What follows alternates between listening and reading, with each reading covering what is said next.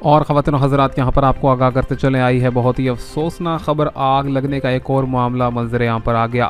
فیصل آباد میں گارمنٹس کی فیکٹری میں آگ لگ گئی۔ یہاں پر آپ کو تازہ ترین اپڈیٹ سے آگاہ کرتے چلیں کہ فیصل آباد میں شہر کے علاقے عبداللہ پور میں ٹیکسٹائل فیکٹری میں آگ لگ گئی ہے۔ جی ہاں، آپ کو بتا رہے ہیں کہ فیکٹری میں رکھے ہوئے تمام تر کپڑوں میں آگ بھڑک اٹھی، جس کے نتیجے میں آگ میں شدید اضافہ ہو گیا اور آس پاس کے گھروں کے مکینوں سے بھی عمارتیں خالی کرنے کو بھی کہا گیا ہے۔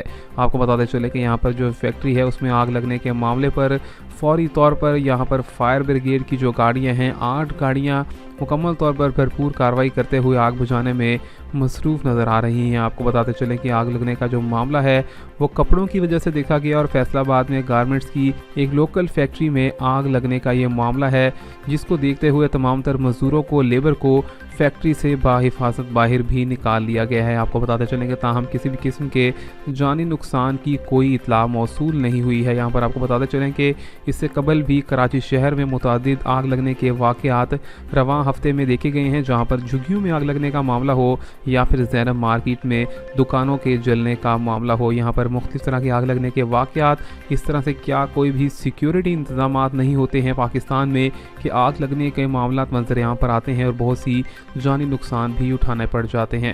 اس حوالے سے آپ کی کیا رائے ہے؟ کمنٹس میں ضرور آگاہ کیجیے گا۔ ملیں گے نئی اپڈیٹ میں، تب تک کے لیے اللہ حافظ۔